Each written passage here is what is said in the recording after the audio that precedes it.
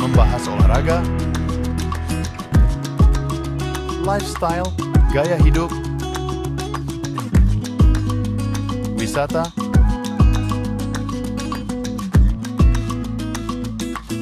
budaya,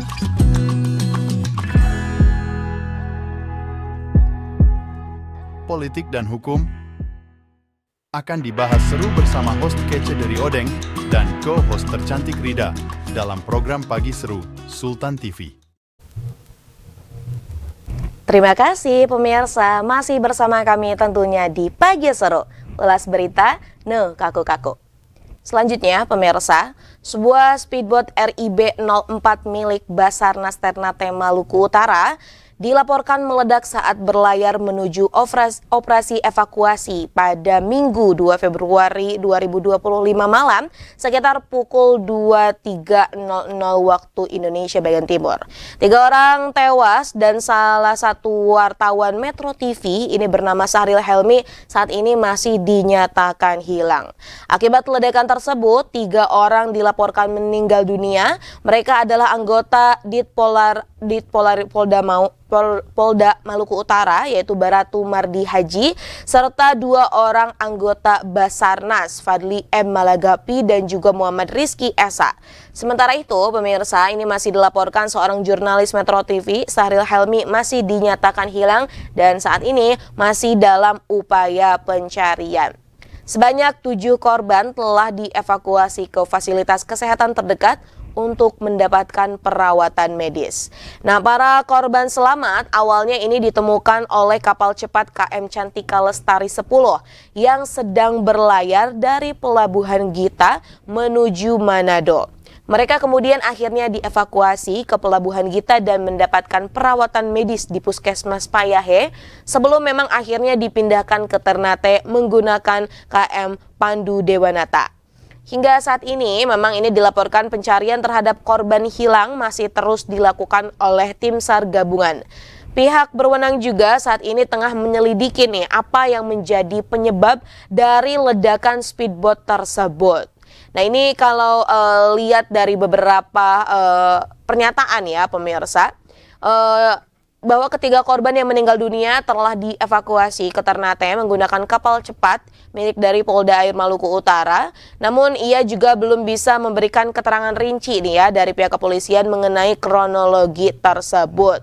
Nah, memang ketika ditanya kemungkinan penyelidikan terhadap ledakan speedboat ini ya, bahwa nanti diurusnya, maksudnya sedang proses, namun yang paling fokus adalah bagaimana untuk menangani para korban. Nah, memang sebagai informasi ya, insiden ledakan dari speedboat RIB 04 memang terjadi sekitar pukul 00 ya, ini saat tim SAR gabungan dalam misi penyelamatan 2 nelayan yang mengalami mati mesin di perairan Gita. Wah, ini tentunya ini merupakan salah satu gugur dalam tugas ya, dan ini merupakan salah satu hal yang mulia yang tentunya tengah dilakukan oleh dari kepolisian air kemudian juga dari Basarnas ya kepada salah satu tadi ya nelayan yang memang mengalami mati mesin. Semoga memang ketiga korban yang dinyatakan telah meninggal dunia diberikan tempat yang terbaik di sisi Tuhan Yang Maha Esa serta keluarga diberikan kesabaran dan ketabahan. Dan kita juga berdoa semoga memang salah satu wartawan dari Metro TV ya yang saat ini juga masih belum ditemukan keberadaannya segera ditemukan dan dalam kondisi yang selamat. Nah, kita juga akan menunggu bagaimana nih ya kelanjutannya mengenai apa penyebabnya. Silakan untuk dapat mungkin ini diinvestigasi secara serius oleh pihak yang berwenang agar juga tidak ada simpang siur berita, kemudian juga agar keluarga juga mendapatkan kejelasan.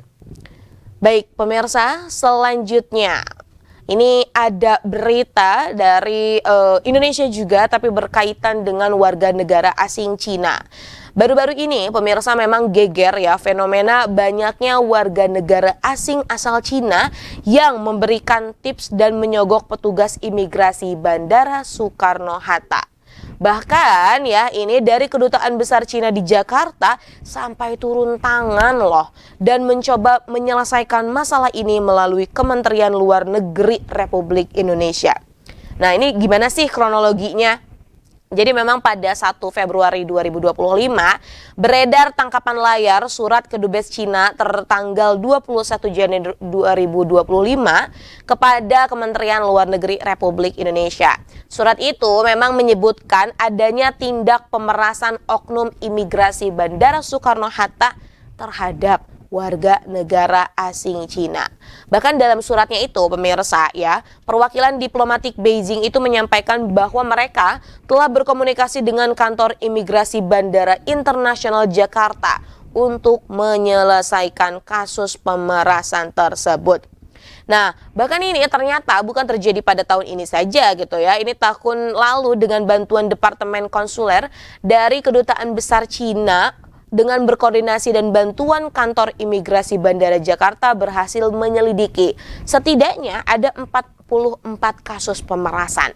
Wow ya, ini 44 kasus pemerasannya kepada warga Cina aja nih. Kita nggak tahu, mungkin warga-warga yang lain juga, warga negara asing ada yang kena juga gitu kan ya.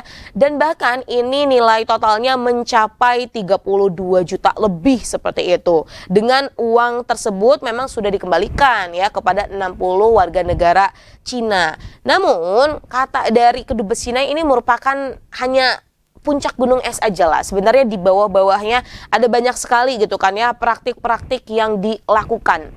Nah, untuk selanjutnya memang dari kedubes Cina ini meminta agar dipasang sejumlah pelang yang bertulisan no tip di Bandara Soekarno-Hatta dan juga beberapa imbauan untuk tidak melakukan penyogokan.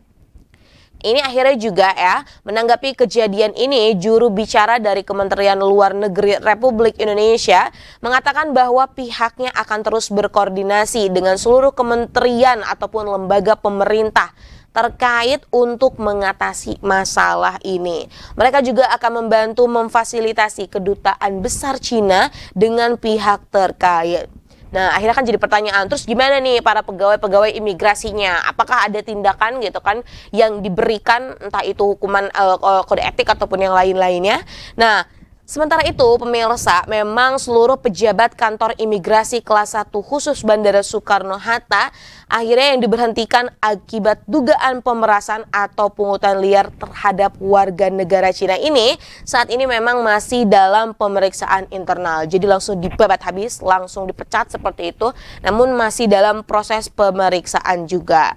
Nah, Menteri Imigrasi dan Pemasyarakatan Agus Andrianto memastikan bahwa memang mantan anak buahnya itu akan menerima sanksi yang sesuai dengan pelanggaran yang dilakukannya. Keputusan mencopot semua pejabat imigrasi Bandara Soekarno-Hatta diambil nih ya setelah Kementerian Imigrasi mendapat laporan berupa data-data terkait dugaan tindak pidana yang dimaksud. Jadi tadi beberapa oknumnya ini sudah dibebas tugaskan, sudah dipecat gitu ya. Ini oleh Kementerian Imigrasi dan kemudian juga dari Kementerian Luar Negeri akan membantu mendampingi dari Kedutaan Besar Cina agar memang ini hal seperti ini tidak terulang lagi. Nah, ini memang kalau ngomong-ngomong soal apa ya, mungkin diperas gitu ya. Ini kan dalam artian ini juga cukup berkonotasi negatif gitu. Apalagi ini berkaitan dengan para wisatawan gitu ya yang memang mau ada di Indonesia gitu, yang awalnya kita mau gitu kan ya pariwisata ataupun hal-hal lainnya ini yang berkaitan dengan orang luar negeri kita dapat berjalan baik, namun nyatanya kalau semisal ada tindak pemerasan ataupun hal-hal lainnya ini kan tentu akan berdampak negatif pada pemerintahan kita sendiri. Perlu sekali memang ditindak tegas agar tidak terulang kembali. Ya sebenarnya kalau ngomongin pungli ya pemirsa, mungkin ada banyak juga gitu kan ya di sektor pemerintahan yang masih terjadi. Beberapa oknum masih melakukannya dan mungkin ini masih belum ketahuan. Harapannya yuk sadar yuk, tentunya sebagai pelayan masyarakat gitu kan ya, hendaknya memberikan fasilitas terbaik kepada masyarakat. Jangan malah mengambil keuntungan semata hanya untuk keuntungan pribadi saja gitu kan ya. Tentunya ini kan adalah amanah, pekerjaan adalah sebuah tanggung jawab. Silakan untuk dapat dilakukan gitu kan ya pekerjaannya dengan sebaik-baiknya. Nah pemirsa, kita masih ada berita lain lagi lah. Maka dari itu jangan kemana-mana ya, tetap bersama kami di Pagi Seru. Membahas olahraga, lifestyle, gaya hidup, wisata,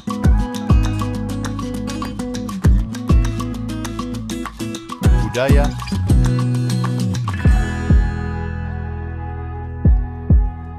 politik dan hukum akan dibahas seru bersama host kece dari Odeng dan co-host tercantik Rida dalam program Pagi Seru Sultan TV.